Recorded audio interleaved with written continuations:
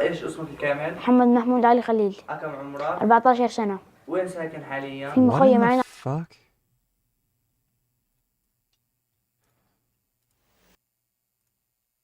That was annoying.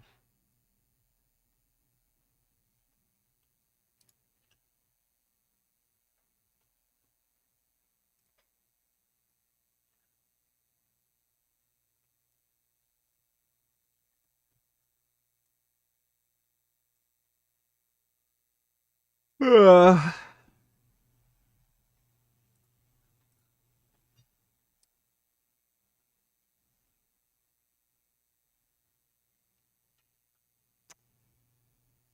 No, I'm not wearing lipstick. I've just been drinking this.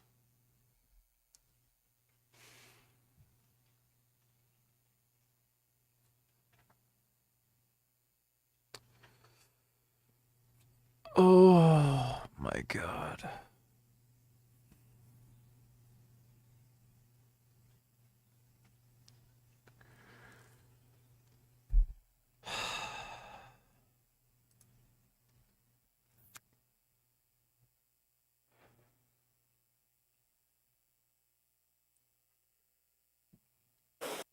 Fuck.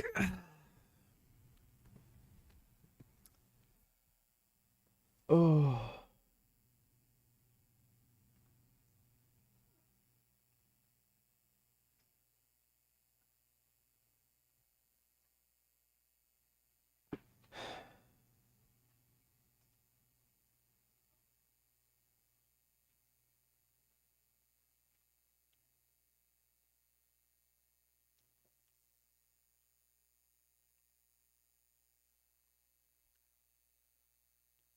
Yeah, I saw Loner Box was on H3.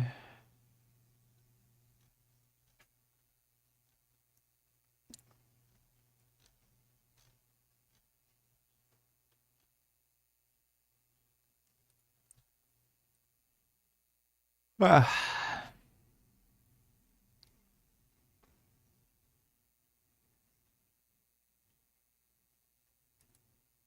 That do fuck all and kidnapping civilians from a boat that's going from Turkey to India and holding them hostage for a year. Yeah, okay. Kind of people are the people like Hassan who are just too radical and irrational. They're actually harming the cause. And stupid and uninformed and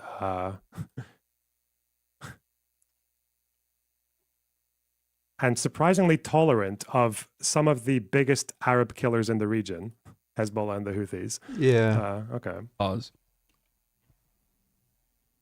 Oh, hey, Gum Gum. This is just a way for... How you doing, little buddy? To be fair, you know what? Hats off. Hassan, Gum I Gum. love Hassan, okay? His admirable charitability. Gum Gum. This is actually an honest position No from Hassan. biting. He is basically admitting Petting there, you. in his own little No way, biting. that that I failed his Good purity boy. test. That's why he doesn't like my positions. So fudgy. That's it. That's the honest position. It's not because I'm saying anything immoral or fucking Not sure if I've seen Jake Bro's new video. egregiously immoral. Right? It's not that I'm doing any of that, right? Just that I failed the purity test. Hassan is such a fucking Ethan, shithead, dude. channel Destiny without actually openly platforming him because he's so scared. Just put Destiny on, little bro. Just put him on. You know? That's it. He's just so terrified because of one, the metric ton of horseshit that Destiny. Yeah, come here. What are you doing? What are you doing, Gum Gum? It's okay, you can come here. He's being weird and having zoomies.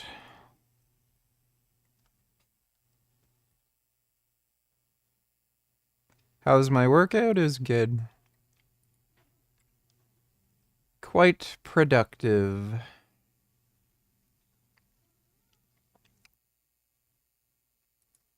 Welcome back, Defenders. Today we're going to start with my favorite story. And last week, President Putin gave an address to his people that lasted about 8 or 9 minutes. And somebody noticed in this video that Putin never moved his hands once. This is the video, Yeah, and it's AI. been sped up by about 4 or 5 times. And sure enough, all you have to do is look at his hands. And Putin's hands in this video never move once. That's not natural, that's not normal for a 70-year-old man who in the past frequently likes to fidget with his hands. So people are speculating that this was an AI-generated Putin that gave this address to the Russian people. People are focusing on his tie, and it doesn't seem natural overlapping his hand. People are focusing on this corner of the chair that just kind of moves randomly. And I'm not saying that Putin is dead. I'm not saying Putin is dying. But it is entirely possible that after 24 years, Putin doesn't want to do this anymore, giving these perfunctory addresses to the Russian people. So he might have told his underlings at the Kremlin, just take my past speeches. Just take video from speeches I've given in the past, plug it into the computer. Gummy, what the fuck are you doing?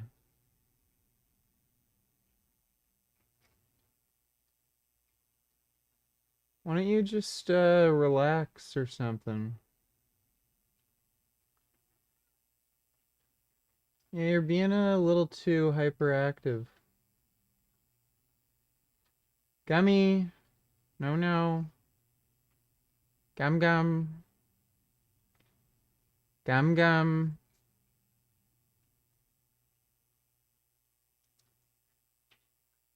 The hell, you find an insect?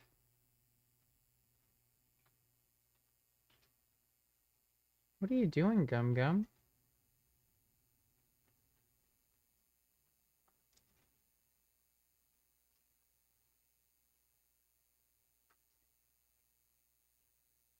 What are you doing, Gum Gum?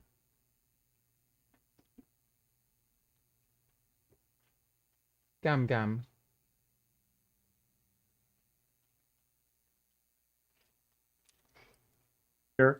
I'll approve the script, and then you can spit out an address to the nation that's entirely AI generated. This conspiracy is not crazy because just 3 weeks ago, Margarita Simonyan, the head of RT News, admitted they're doing this with commentators for RT News. This was insane that she admitted this, but here she is on Kremlin State TV. Gummy is only 8 months old.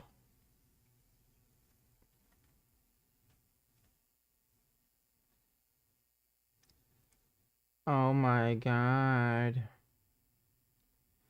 He's in a tunnel. Bragging that they're no longer using real people in their news reports. For us, in many of our industries, artificial intelligence significantly reduces the cost. For example, if you read RT, oh my god, you can see a description, AI generated. For example, we got rid of photo editing. dude, this cat is like going fucking insane right now. What are you doing? Stop doing stuff. Editors. AI is doing all of it. It selects illustrations or generates them if they do not exist. It's great. It saves us a lot of money. A significant part of our TV. Could you not whack my microphone stand? Thank you.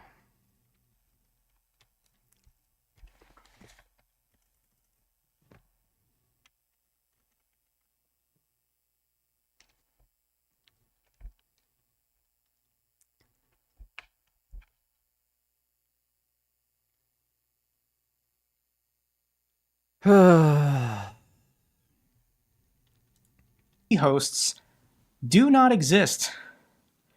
They don't exist. They are completely artificial.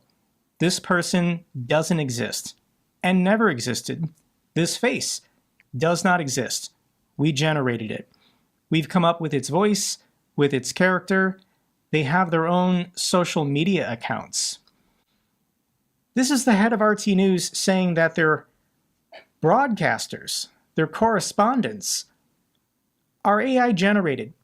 They're fake people with fake voices, with fake social media accounts reporting the news. Why would Russia do this? And it's because you can't trust humans. Russia has killed hundreds of thousands of people the last 3 years. And some human beings might develop a conscience. If they're on live television, they might try and get the truth out to the Russian people. What passes for news on Kremlin State TV.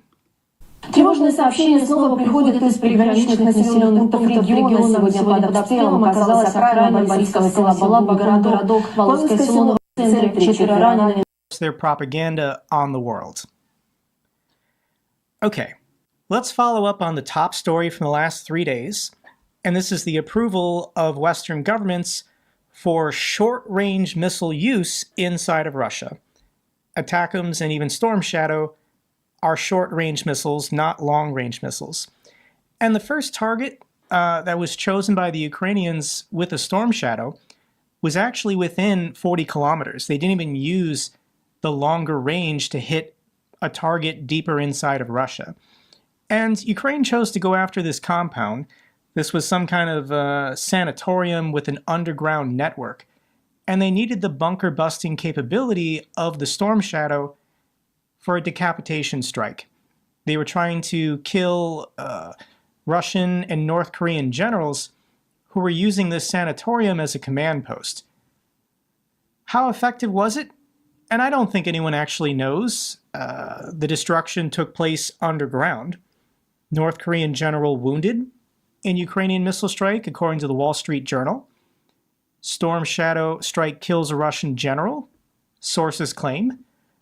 Storm Shadow strike reportedly kills 500 North Korean soldiers and 18 Russian officers in this underground command post. Maybe, maybe not. I don't think anyone actually knows, perhaps even the Russians at this point. So the UK gave permission publicly, I think weeks or months ago, that it was okay to use Storm Shadows. But this is the official declaration from France. France allows Ukraine to strike Russia, no red lines, in their own defense. If Russia's unhappy, if Russia doesn't like this, they can stop the war. Russia is the one attacking. They're the ones on the offense everywhere. If Russia actually wants to stop this war, all they have to do is stop attacking Ukraine. And the permission given is already having an impact on saving civilian lives. Permission to strike deeper into Russia has already reduced guided bomb attacks in Ukraine by 30 to 40%. Russia has been using their airfields within... You know, they could have just done this at the beginning of the war. It's pretty retarded. Storm Shadow and ATACMS range to launch these daily missions to fire off these Fab 500 guided bombs. Then they can stop this war at any time. Russia's official response was launching this ICBM or IRBM. Russia's Orshnik missile likely had no explosives and didn't cause much damage. This is according to analysts. So technically, this missile has a range of 5,800 kilometers. To be designated an ICBM, you have to be greater than 5,500. But primarily, this is a shorter range, intermediate range ballistic missile, an IRBM. It still goes far enough to destroy Western capitals. That is the point the Russians were trying to make when they launched this IRBM on the city of Dnipro. Here is how Kremlin State TV covered the event. They finally did reveal to their people that, yes, they launched this missile on the city of Dnipro. This is how Olga covered it on Kremlin State TV. Bloomberg reports that the state-of-the-art hypersonic missile can be equipped with a nuclear warhead. The British Mirror says that the Orshnik launch was a World War III warning shot. The New York Times and Associated Press are calling the Orshnik strike a signal from Russia not to Ukraine, but to the West. The BBC says that it's impossible to assess the real power of the Orshnik. Sky News military experts confirm that no existing Western air defense systems are able to shoot down Orshnik. More put simply, the new Russian hypersonic missile is an untouchable weapon. The Guardian believes that Putin is directly threatening London and Washington over their lifting of restrictions on long-range ATACMS and Storm Shadows. That's to say, they understood us correctly. There you go, that's the headline.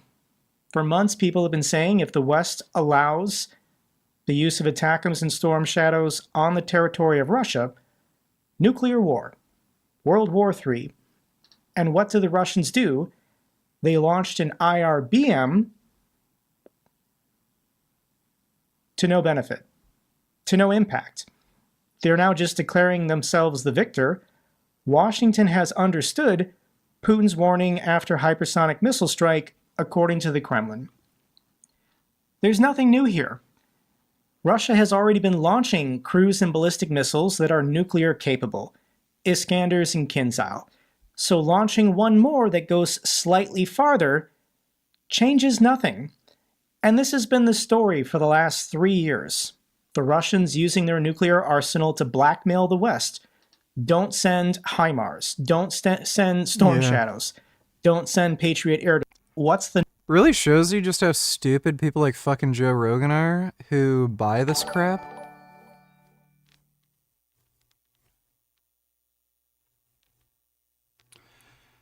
Jabab donated $2. It's scary how true this is. Truly two-faced, despicable people.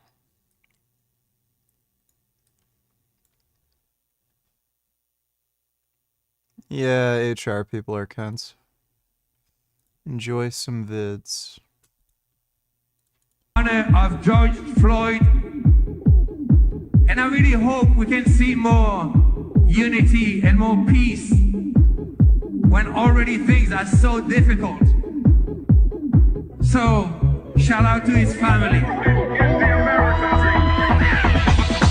I have a dream.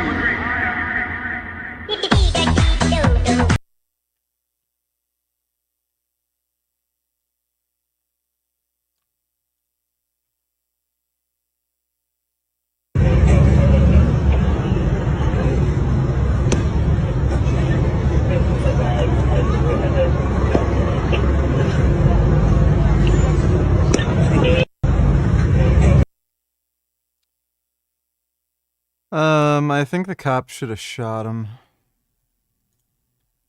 That would have made it funnier. Oh my god. Is that an apple? Is he eating pieces of apple? Or is that some kind of sweet potato? It's hard to tell, but he's enjoying his snack. Oh my goodness, he's eating that. Wow, that's a good prairie dog. So handsome. It's a nice little baby. Oh my god. Think it might be some kind of sweet potato. Still not sure though. Oh my god, he's numbing. Oh my goodness. Oh, that's good. Oh, he's enjoying that snack. Oh my god, he has little hands just like a person. Oh my god. Oh, he loves a good snack. Just look at him, enjoying his snack. Just living in the moment, enjoying his snack. Oh, that's a good prairie dog. Oh my god. So sentient. Oh my god. Well, thanks for the donation, Jabab. What's the deal with Mike Israetel? Have you lost faith in him as an expert on training lately? Is Lyle McDonald the new king? Catch us up, VG. Also check out Hassan's second YouTube channel, He Lifted with Israetel. Peace, brah. We already reacted to that. Mike Israetel put him through a really shitty, weak bitch workout.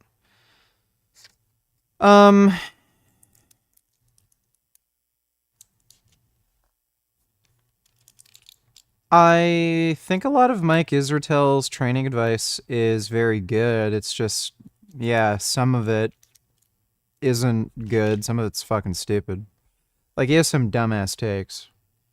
Like, claiming sleep is better than steroids. It's just stupid.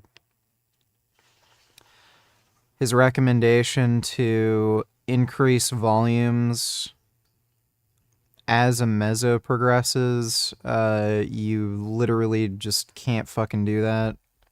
At least as a natural. So some of his lifting advice kind of is informed by his drug use. But, I haven't really been watching much of his content lately because it's kind of become like gen pop bullshit, you know? He's not really giving much actual training advice, and he's just reacting to stuff and saying some boring, simple shit over and over again.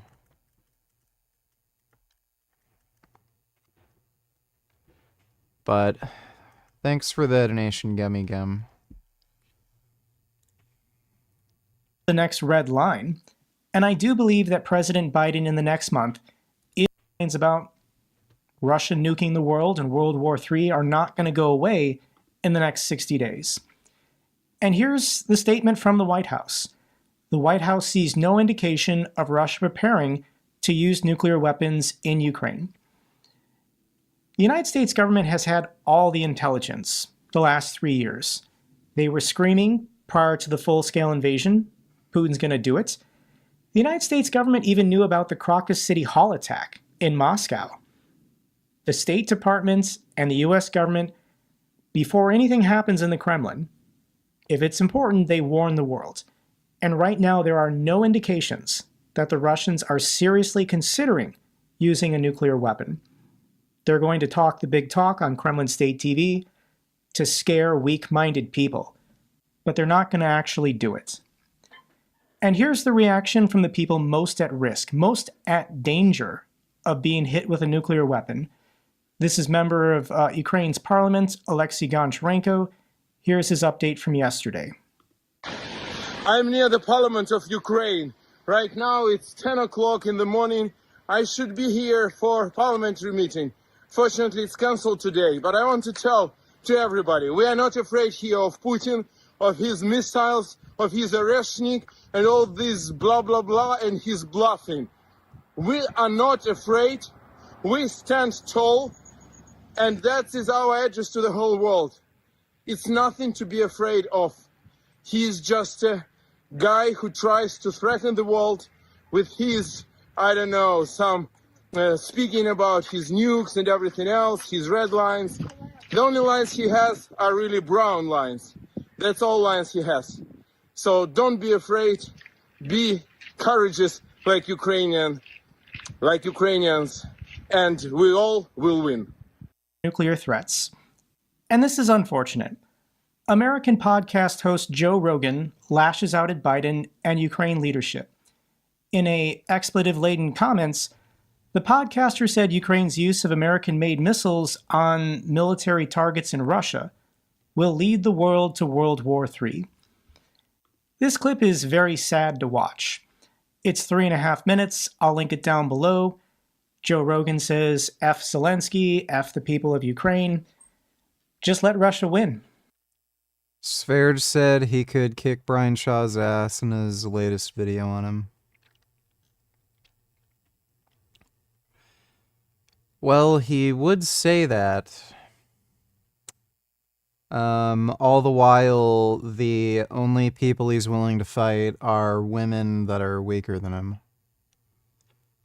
So yeah, he'll beat up his girlfriends, but as soon as there's a dude who's even the same size as him, he'll never fight anybody. I don't want... Like, again, he was stalking his ex-girlfriend Luna in the Netherlands, and either her boyfriend at the time or a family friend of hers ended up chasing Sverige and attacking him, and what did Sverige do? He ran away, didn't do anything, and then he threatened to call the police. But, oh yeah, he could beat up Brian Shaw, a guy who's nearly 7 feet tall, 450 pounds, and was the world's strongest man, I'm sure.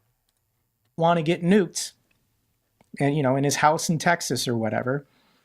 And Joe Rogan's a great guy. I've watched lots of his podcasts with very entertaining guests, but he's been co-opted, and he's been influenced by guests he's had on, like Alex Jones, RFK Jr., Vivek Ramaswamy, J.D. Vance, Tulsi Gabbard, all people who repeat Kremlin propaganda and more or less are working for the Russians. Tim Pool's been on his show, and that guy was getting paid $100,000 a week by the Kremlin to repeat these talking points. Yeah. To scare Americans, to make Americans terrified of nuclear war. I would love to appear on some of these shows, some of these podcasts, like Map of Europe in 1917, 1918, and Poland doesn't make the arguments that Ukraine has to be supported today. If the Russian Empire is allowed to reabsorb 40 million people and their trillions of dollars of untapped natural resources still underground, then when the West, when NATO, when whoever has to fight the Russians ourselves, well, Russia's going to be a hell of a lot stronger if they can absorb those 40 million people and their trillions of untapped resources. Listen to what the Russians say every day on Kremlin State TV. Russia is not winning. What can we do? And this is the correct course of action. We need Donald Trump on our side to some degree. NATO Secretary General Rutte meets with Trump down at Mar-a-Lago. If you're a prominent, important person from Europe or the G7, please go visit Donald Trump in the next 55 days and communicate to him how important it is to continue supporting Ukraine. Is it possible to communicate with Trump?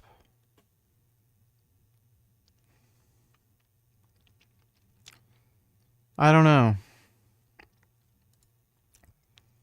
I think it's like trying to talk to a frog.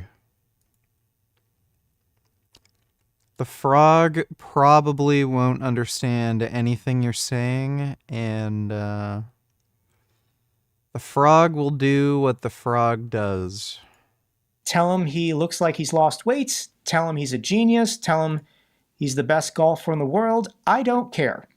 We need Donald Trump on our side to some degree for the next 6 months to a year at least before Russia politically or economically collapses. And I wish I could get more of a megaphone, more of a debate, but here in the United States, it's MAGA on MAGA. The only debates that people are going to listen to and take serious is Republicans versus Republicans, Trump supporters versus Trump supporters. This is now the political debate here in the United States. If you identify as a liberal, Democrat, Harris voter, you have no say. So Republican senator and Trump ally rejects the idea of negotiating with Putin. Who is this man? And this is Republican South Dakota Senator Mike Rounds. Just dangle a picture of his daughter in a bathing suit in front of him. That should get his attention. Yeah.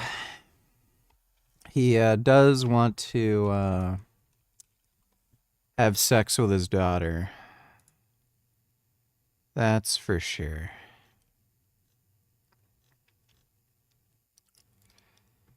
His daughter is pretty hot, but, still weird.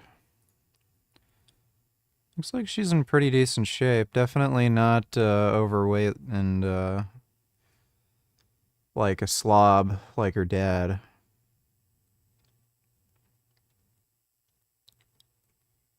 It's not lifting the most impressive weights I've ever seen, but still. At least she's lifting.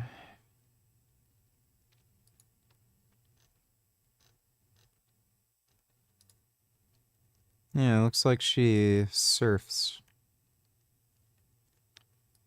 Seems pretty physically active.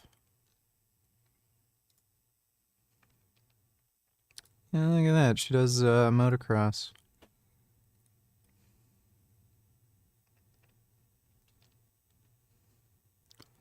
I don't think that's her on the track. Is that a Suron?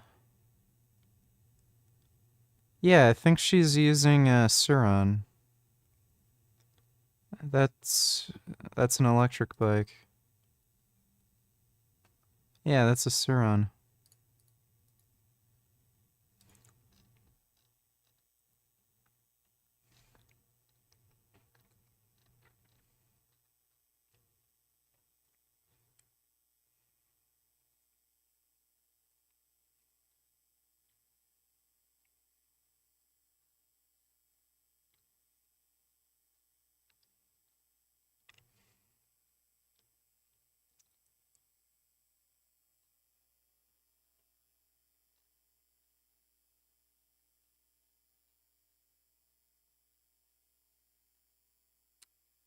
Of course, she rides a horse with a bit. And wears fur, 'cause she's a bitch. Thanks for the donation, Tyler. Very true, VG. In the words of wicked, animals like Trump should be seen, not heard. Yeah. Thanks for the donation, Dodo.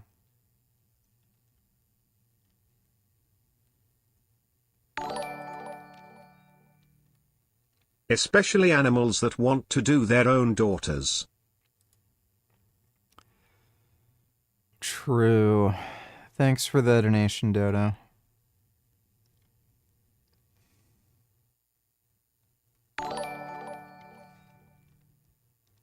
I hate this time of year. Last year my family got mad at me for saying I won't come to Thanksgiving if turkey is being served. Why would I even want to spend time with them if they get mad at me over something like that? Yeah, I just don't celebrate the holidays or visit family or anything like that. I don't know why you'd bother. Like, I grew up with my family, and I think that's enough family time for me. So, I don't celebrate the holidays. Thanks for the donation, Eric.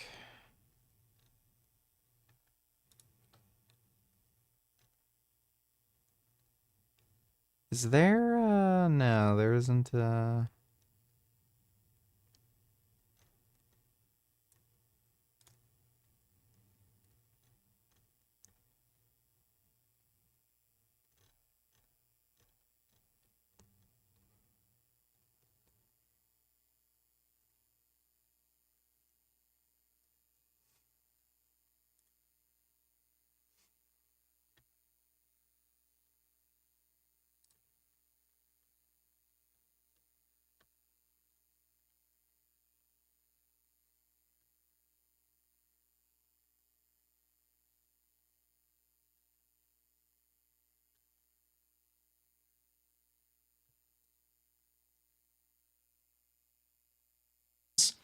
And he appeared at a forum, and thankfully, to advocate for continuing military support for Ukraine.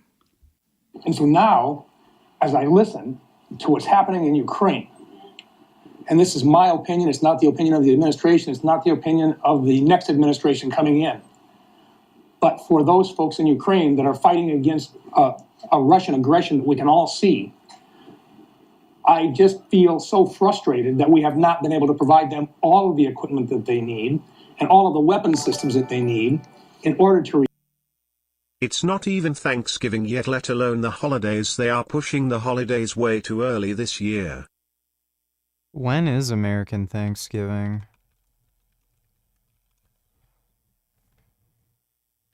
28th. So, Thursday. Yeah, Canadian Thanksgiving's in October.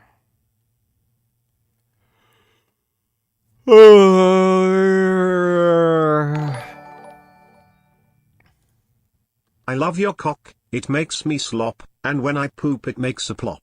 Might I add, and don't be mad, but your tits are pretty big for a light-skinned lad. Pinch those nips, grind my hips, let's jerk off that purple cock tip. Microwave your poop. That was a beautiful poem. Thanks for sharing that with us. Appreciate the donation, Microwave Poop. And thanks for the donation, Dodo. Yeah, I remember roughly 10 years ago, they started...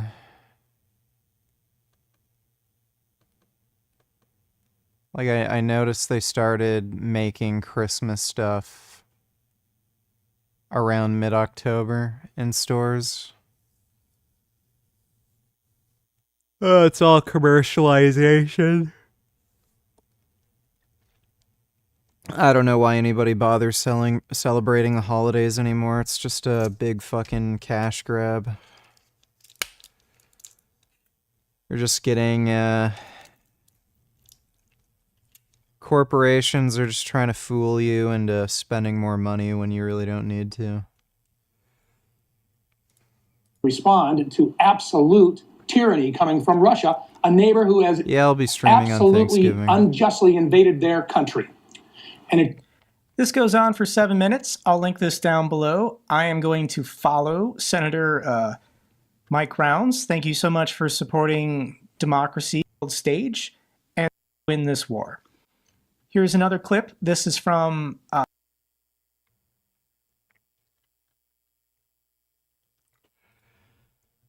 So, this is going to be terrible. Two major conflicts have dominated political... Oh, this is just going to be so terrible. debate over the past week, the Ukraine war and the culture war. World War III, well, let's call it World War P. First, President Biden's decision to allow Ukraine to fire American missiles into Russia has triggered an enormous backlash. Critics say it's provocation and escalation. Many of Trump's most influential supporters who backed him in part of his pledge to end the wars in Ukraine and Israel think that President Biden should be leaving the big decisions to the new sheriff in town. How are you allowed to do that when you're on the way out? Like, if people don't want you to be there anymore, there should be like some sort of a pause for like significant actions that could potentially start World War III. Maybe that would be a good thing that we would like to avoid from a dying former president. Mm-hmm. The whole thing is nuts. I mean, look, I don't know shit about politics. Zelensky says Putin is terrified. Fuck you, man. Fuck you people. You fucking people are about to start. So you're using the only weapon. Fight. The fight for the right of transgender women to use female restrooms. Trans women used bathrooms in the Capitol through all 4 years of the Trump administration. It doesn't seem like there was incidents or whatever her concerns out. But much bigger than that, why is this the thing that you're so focused on right now? Republican Congresswoman Nancy Mace has already begun her bullying. I don't understand why this is her welcome. And Nancy Mace is trying to goad her into a fight she did not sign up to be part of. She's trying to pigeonhole her into being, you have to be this culture warrior who makes this your whole identity, purely because Nancy Mace doesn't like how she chooses to exist. And I think it's gross. I think it's just also so unserious. Like, guys, she even cares. I think she wants the clicks. She has nothing else to stand. Yeah, it's disgusting. And everybody, no matter how you feel on this issue, should reject it completely. What are they doing? They're doing this so that Nancy Mace can make a buck and send a text and fundraise off an email. They're not doing this to protect people. They're endangering women. They're endangering girls of all kinds. And everybody should reject it. It's gross. Well, there's one thing we can all surely agree on. Only AOC could argue with a straight face that banning men from women's toilets is putting women in danger. In a moment, we'll debate the latest with Carrie Lake and an all-star panel. But first, here to answer the charge herself is Representative Nancy Mace. Well, welcome to you, Nancy Mace. You can tell just by her face, she's a bitch. She's got that bitch face with bitch proportions. Let's look at this.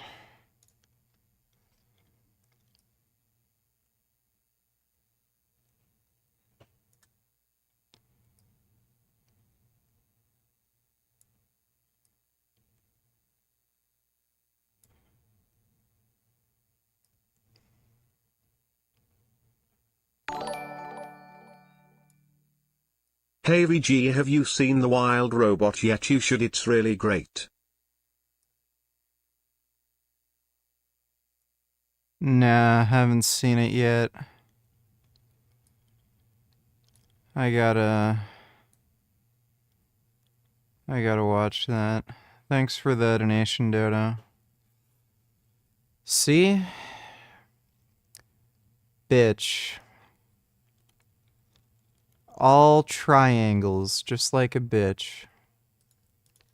You're one of the most famous people in America this week. I've got to say, you know, I'm behind you on this. I just feel like the most telling part of the election race to me was that the most effective ad of the whole campaign was the one that Donald Trump did directly about this whole issue, saying Kamala's for they, them, Trump is for you. And it was remarkably effective. I think a lot of people, particularly women, but a lot of people, including me, including you, we feel very strongly that this issue of trans athletes in women's sport, trans women in women's spaces and so on, has just got completely out of control and is unfair, unequal, or even indeed now potentially harmful. Tell me why you feel so exercised about this.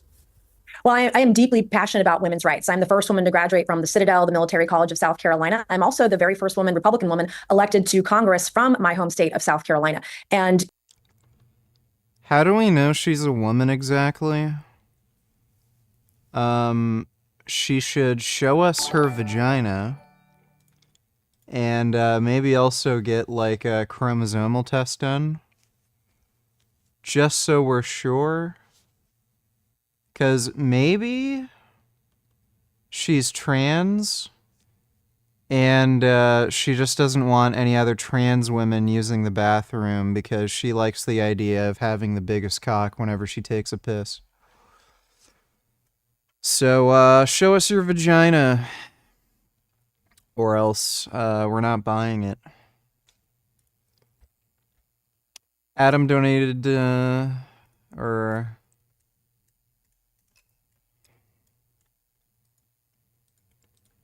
what the fuck happened here? In case you hadn't seen it. Even in death, the secrets of Jeffrey Epstein remain tightly guarded. But earlier this year, I spearheaded a wired investigation that uncovered the data of almost 200 mobile phones belonging to visitors to his infamous pedophile island. The data was so precise, we were able to map the paths of these visitors to within centimeters, including their neighborhoods, buildings of origins, and the paths they took to get to the island. These digital trails document the numerous trips of wealthy and influential individuals seemingly undeterred by Epstein's status as a convicted sex offender. Wired's analysis of the data is ongoing, and it raises profound questions about privacy and surveillance. This is Epstein Island's secret data on the grid. This is Little St. James, aka Epstein Island. These red dots on the map represent some of the 11,279 coordinates I obtained. They were left exposed online by a location data broker with ties to the Defense Department called Near Intelligence, now known as Azira. Between 2016 and Epstein's final arrest in 2019, Near collected data on more than 200 cell phones that visited the island. We don't know why they did that or which client or prospective client of Near decided to query the data in this way to produce the maps. But the maps you'll see in this video show where visitors to Epstein Island spent most of their time. Let's take a step back. You might be wondering, where is Epstein Island anyways? Well, it's here. Little St. James is a private island that is part of the U.S. Virgin Islands, an unincorporated territory of the United States in the Caribbean Sea. Epstein purchased Little St. James in 1998 for $7.95 million. It's about 71 acres, the size of 54 football fields. He made the island his primary residence and soon after began welcoming visitors and throwing infamous parties where he was accused of having groomed, sexually assaulted, and trafficked untold numbers of women and girls. The maps of the data collected by Near, and which we at Wired recreated here, indicate the most visited spots on the island. From the main house here with the pool, to the beaches and the large sundial, it's all on display, including the enigmatic Hilltop Temple site over here, which has been the focal point in speculations about Epstein's mysterious activities on the island. But the tracking of phones wasn't contained to Little St. James. Surveillance continued long after the visitors left. The data reveals the locations of visitors 30 minutes before and after arriving on the island, which shows us the exact routes everyone took to get there. Some landed here, at the Cyril E. King Airport on neighboring St. Thomas Island. With its private jet and VIP terminals, it was the go-to hub for Epstein's 200-seater Boeing 727 plane dubbed Lolita Express. We see data points clustered at various area beaches, hotels, and... Like, what a name, by the way. If that was not a good, like a dead giveaway. luxury resorts, including the Ritz-Carlton Hotel here. To get to Epstein's Island, many visitors got on a boat at a designated dock at the American Yacht Harbor, a private marina on St. Thomas co-owned by Epstein at the time. From there, we see a flow of movement through Great St. James Island, the larger island just to the north, which Epstein purchased in 2016 for $22 million. He had hoped to develop it, but was met with legal challenges after damaging the island's coral reefs and protected habitats. The data then traces visitors' movements as they are ferried to Epstein's private dock on Little St. James. Epstein also had a helipad on the island and owned at least one helicopter, a Sikorsky S-76, which he used often to transport himself, guests, and victims from the airport or elsewhere, according to legal documents and testimony. It's worth noting that the data reveals a regular flow of traffic to and from Little St. James between 2016 and 2019. A lot of people were visiting the island even after Epstein had pleaded guilty in 2008 and served jail time for procuring a minor for prostitution. If we keep following the data trail and we widen our view, we'll see that the tracking of visitors continues once they have left the island and presumably gone back home. The near intelligence data we uncovered pinpoints 166 locations throughout the United States in 80 cities across 26 states. Topping the list were Florida, Massachusetts, Texas, Michigan, and New York. The data points are labeled as common evening locations or common daytime locations, typically their homes or work. Many of the visitors were likely wealthy, as indicated by coordinates pointing to gated communities in Michigan, as well as homes Nah, I haven't started watching The Sopranos yet. in Martha's Vineyard and Nantucket in Massachusetts. We even have data points from a downtown Miami nightclub, and also the sidewalk across the street from Trump Tower in New York City. Before we jump to conclusions, some sources have highlighted interactions between Donald Trump and Jeffrey Epstein at social events. But after Epstein's 2008 conviction, there are no verified reports of Trump maintaining a relationship with convicted pedophile. Take a look at this point over here in New Mexico. This is a property that was owned by Epstein, a secluded 8,000-acre ranch. Another property of Epstein's is seen over here on El Brio Way in Palm Beach, Florida. This waterfront mansion was sold, demolished, and is now being rebuilt, but it was where prosecutors claimed Epstein trafficked numerous underage girls with the intention of molesting and abusing them. But we don't just see the coordinates of wealthy homes amongst the data. The median household income of Palm Beach is more than twice that of nearby communities where we also see data points. Some of these points could represent victims or employees who worked on the island, which is why we're careful about revealing names and continue to carefully analyze the data. If we zoom out more, we notice something strange. There are no data points anywhere in Europe. Does this mean it was strictly Americans visiting Jeffrey Epstein on his island? No. We do see data points from the cache identifying origin cities in Australia, the Cayman Islands, and way over here in Kyiv in Ukraine. We know that Epstein himself had a place in Paris.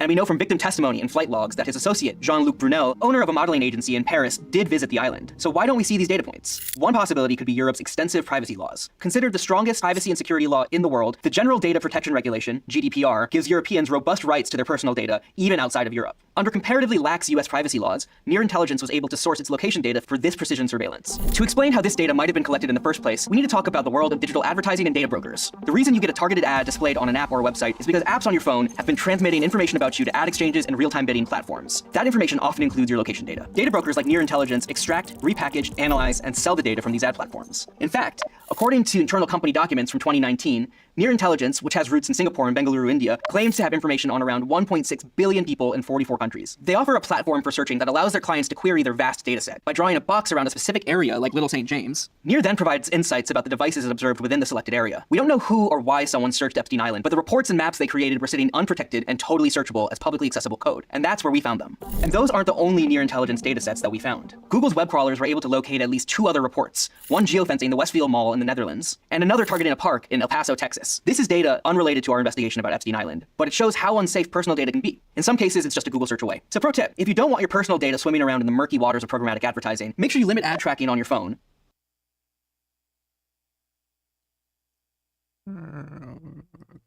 You know, this issue is hitting us right in our faces right now. And it's something that I will take a stand on. This is a hill I'm willing to die on to protect women and girls. And the other thing I've been saying too, is that I'm a survivor of rape. I was raped at the age of 16. And about a year ago, I had a deeply traumatic experience. And I was diagnosed with PTSD or post-traumatic stress disorder from abuse that I suffered at the hands of a man. And I've lost 30 pounds over the course of the last 12 months. This weekend, in fact, I moved for the 4th time in a year. And so I have suffered the consequences. You want to bet she has an Ozempic prescription?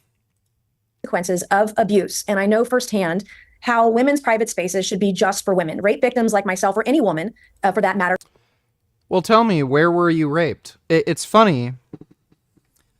She's not mentioning she was raped in a public bathroom, right? So she was raped at 16? You want to fucking bet it was like an uncle of hers that raped her at her home or something? And then she said she had a traumatic experience with a man, like, recently? Like, what does that have to do with anything? Like, what is that? Did he fart in your cereal or something? Like, so she's making a fucking big deal about fucking bathrooms when none of her sexual assaults or bad experiences with men had anything to do with public bathrooms. It's just fucking retarded, dude. You know how many, like, times some dumb bitch on the fucking road, like, nearly ran me over on my fucking motorcycle because they were doing their makeup while driving, or they had, like, kids in the back seat, and rather than paying attention to the road, they, like, started, like, telling their kids to shut up and, like, handing them their bottle or something, and then they nearly swerved out of their lane and killed me? Oh, I've had traumatic experiences with women while I was driving, so why should women be allowed to drive on the road with men? We should have segregated roads where women can drive on their own road and do their fucking makeup, and fuck around with their kids in the back seat and kill each other and their family. And then men can have their own road where, you know, they drive like normal, sane individuals. It's that fucking stupid. Like, go fuck yourself. Should not be forced to undress in front of men. And that's what the insanity of the left, that's what their policies are causing. Well, what? I'm sorry, this woman is trying to ban a trans politician from using female bathrooms at the whatchamacall. Do you think the Russian justification for the invasion of Ukraine is at all justified considering the consistent NATO expansion over the last 20 years? No, it's completely retarded. They couldn't give two fucking shits about NATO expansion. And again, if that was their argument for the war in Ukraine, well, it's only expanded NATO. So if that was their whole hope of preventing the expansion of NATO, that strategy of going to war with Ukraine has completely and utterly failed. And if they were genuinely concerned with NATO expansion, they would have stopped the fucking war in Ukraine and tried to make some sort of, like, legitimate peace negotiation, but they haven't, so they're lying. Thanks for the donation, dude. She's trying to stop a trans politician from using female bathrooms at, like, the Senate and shit. How do women's bathrooms work exactly? I'm pretty sure you go into the bathroom, you have your own private stall, you take a shit or a piss, and maybe flick the bean, I don't know, and then you go out, wash your hands, and then go on about your day. I'm pretty sure female bathrooms aren't some, like, fucking lesbian sleepover where girls, like, get naked and fucking suck each other's tits and, like, massage each other's genitals. So I don't know what the fuck she's worried about with, like, a trans person using the female bathroom. You don't have to get naked in front of anybody. What are you doing in the fucking bathroom? What kind of bathrooms are you going into? Like, I don't know if you've ever been to a bathroom in the Senate, but I think you have the wrong idea here. Not just on Capitol Hill, but all across the country, in schools, in locker rooms, dressing rooms, bathrooms. This is happening everywhere. And we have to put a line in the sand, big, fat, bold, red line, and say, hell no, no more. Like, I am going to fight like hell for this. I don't want chicks with dicks in my bathroom. Okay, go take a shit outside. Go in the bushes. You don't have to use the bathroom. Poop your pants. Put a plastic bag or a liner in your purse and you can piss and shit in there. Don't use the bathroom like a normal person, because there could be a penis in the bathroom. You know what? Maybe we should evacuate entire fucking buildings just in case she has to take a piss or shit. Next time she's at Walmart and she's about to have fucking diarrhea, she should tell staff to evacuate the entire fucking building just to be sure no one with a penis is within, 100 yards of her when she has to go diarrhea. This woman is just a lying, transphobic piece of shit. I honestly think she's probably doing this entirely cynically, just so that she can get fame and attention and money. Like, no one cares. Absolutely no one cares about this issue.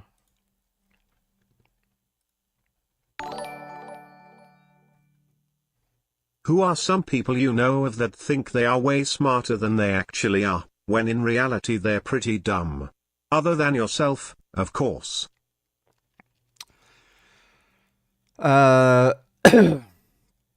Joe Rogan would be a great example. Donald Trump. RFK Jr.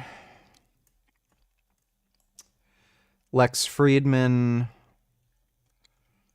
Dan Bilzerian, Andrew Huberman, Derek for More Plates, More Dates. Could list a lot of names. Thanks for the donation, though, Hexcorn.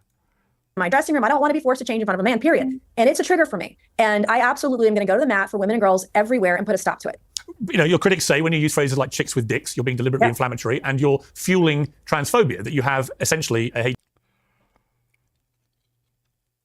Like, what if some woman who's, like, on steroids walks into the bathroom and she has, like, an enlarged clitoris or something? Like, is she gonna, like, call the police on them? Hatred of trans people. What would you say to them? I would say they're completely off the rails. They're worried about feelings and not facts. And the facts are, Piers, I voted for gay marriage, not... I'm sorry.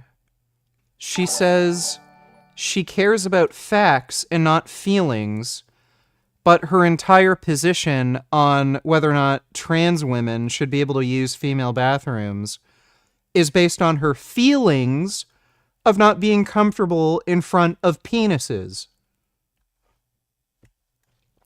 Well, facts don't care about your feelings, but penises don't have some kind of magical evil wizard controlling them, and they don't just float up your vagina. So, I guess problem solved there. Facts don't care about your feelings. Yak, I don't care, I've gone to the woman's bathroom with my parents and no one complained about it. Yeah, it's just... no one cares. I'm convinced she's doing, like, this is a 100% cynical ploy for her to get, like, fame, attention, money. Thanks for the donation, Dodo. Once, but twice. I have co-sponsored legislation to protect the rights of those in the LGBTQ community. But I draw a line, the insanity of the left that thinks it's okay for a man and his penis to be in our private spaces. And look, Piers, I was receiving hundreds of death threats. You don't have to share a bathroom stall when you're taking a shit. So I don't know what she means by sharing female spaces. No fucking tranny is going to walk into the stall with you and rub their fucking cock in your face while you're trying to take a shit. A day last week. I got over 1,000 death threats. I've had to increase my security. Some guy tried to rush the stage last week trying to get at me. I've had multiple people in front of Capitol Police that were guarding me come up to me.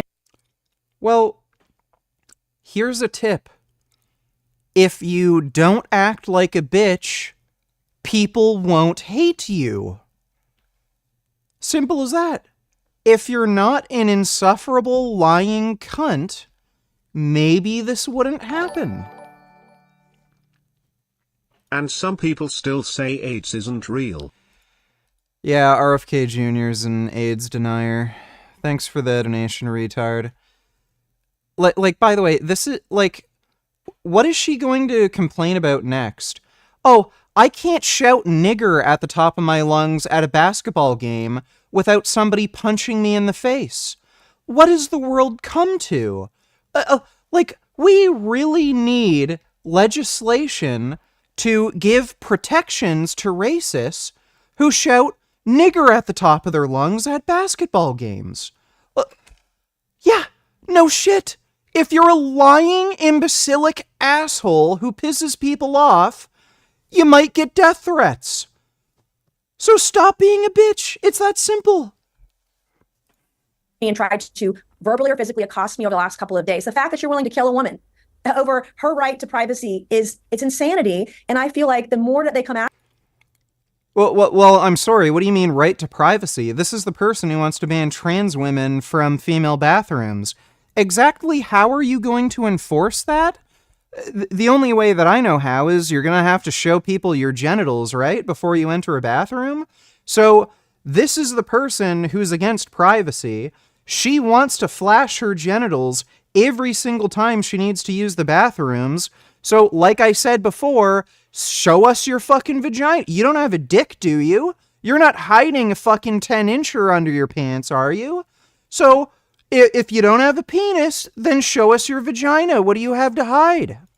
After me, the harder I'm going to fight back, the harder I'm going to push back. It's rabid insanity is what it is. You know what's fascinating is that you're obviously a conservative, but J.K. Mhm. Rowling, who's had exactly the same experience that you have for raising exactly the same concerns, she's very much to the left. So they're pretty, non-discriminatory in the abuse and threats that they dish out, the trans lobby over this. And again, I've always said, all I want for trans people is the same rights to fairness and equality that I enjoy and that you enjoy and everybody else enjoys. But what it can't do, and I felt strongly about this for years, it cannot erode women's rights to fairness, equality, and safety. And that's really what the nub of this debate is. When you see people like AOC, for example, Fairness, equality, and safety. Like it's funny how he mentioned equality specifically. You know how many times I've been to like a large event, like a basketball game, or I've seen some NHL hockey games before, where the stadium's packed, tons of people are waiting in line at the bathroom, and this always happens because women take forever to use the fucking bathroom. The women's lineup for the bathroom is like a fucking mile long. And then the lineup for the men's room is like practically non-existent. There might be 2 or 3 people waiting in line. The amount of times I've seen women deliberately go into the men's restroom because the line for the ladies' room is just so ridiculously long and they have to go. Like, it's just so ridiculous.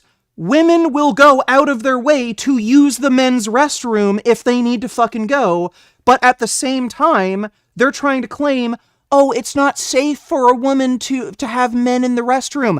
Then why the fuck are you going into the men's restroom when you have to take a fucking shit or a piss? You're liars. You're not afraid of men. You don't care. Like it's so stupid, and men don't care. If we're all about equality, okay, well, let's savagely beat people who use the wrong restroom, or call the police, or like, do you ever see men freaking out and being like, oh my God, there's a woman in the restroom? None of these people care about equality, and all of this is just absolute fucking horseshit. Women use the men's restroom all the fucking time. If you ever go to any big event where the women's restroom is totally full, there's a big line, and then there's like no line for the men's restroom. If women really cared about this and they're genuinely concerned, they'd never do that. But they don't. They don't care. This is just all a ruse, just to promote anti-trans propaganda.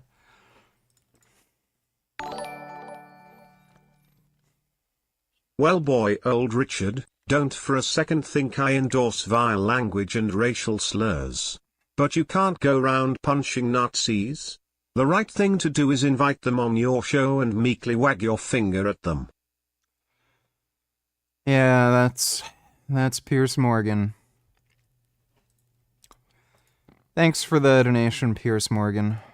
Example, screeching away about you. What do you feel? Because I always feel with her, on the one hand, she's all for, we've got to protect women's rights for abortion, for example, but she doesn't give a damn about 6'5" biological males dominating women's sport, or getting into boxing rings in women's boxing at the Olympics and winning gold medals by beating up actual women. So again, nobody knows for sure, but the rumor is that woman, Iman whatever, from some shithole country in Africa, she may have had a Y chromosome. You can be female and have a Y chromosome. It's rare, but it's called, I think, Veyer's syndrome. Or Veyer's syndrome. You can have a Y chromosome karyotype, but still be female. Sex is determined by sexual traits, not by chromosomes.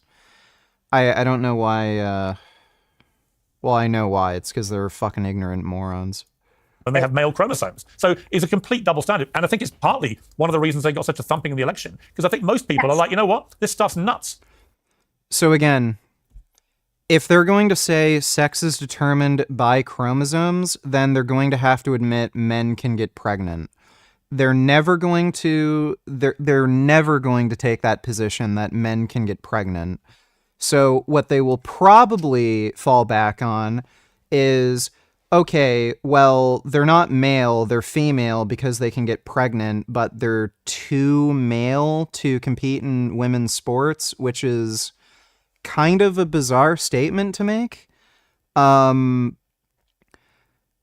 they're just going to have to, like, bite the bullet on there being a third gender, which, again, they'd probably be uncomfortable with knowing them.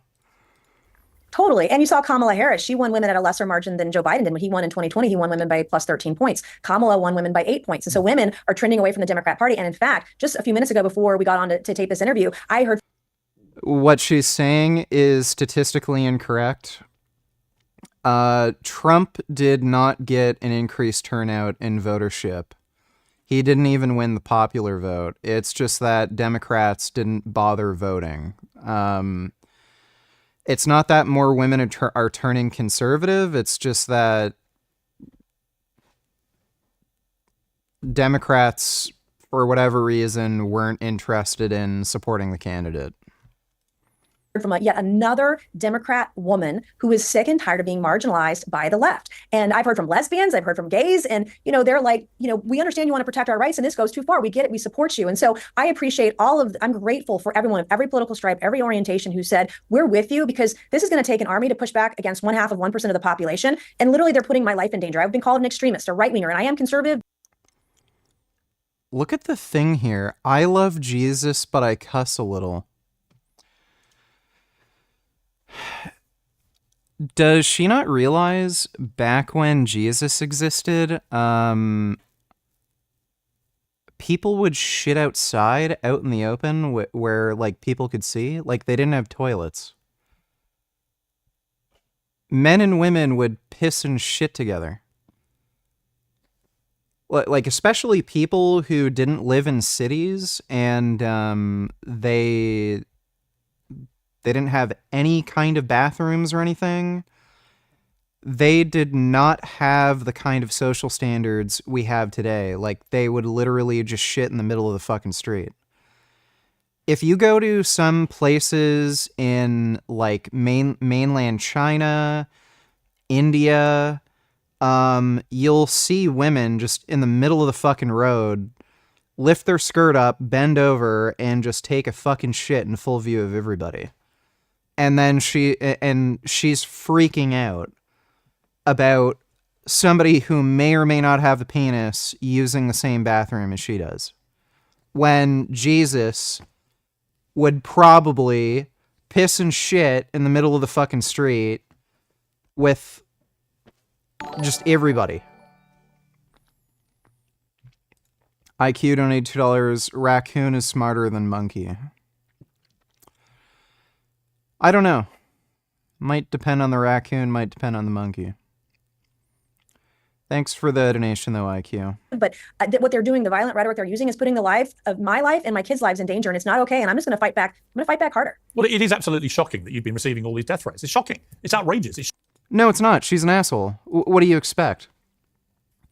Look, is it shocking that somebody like Nick Fuentes, who says, like, black people are subhuman, the white race is superior, Hitler wasn't that bad, the Holocaust never happened, like, is it shocking somebody like that would get death threats?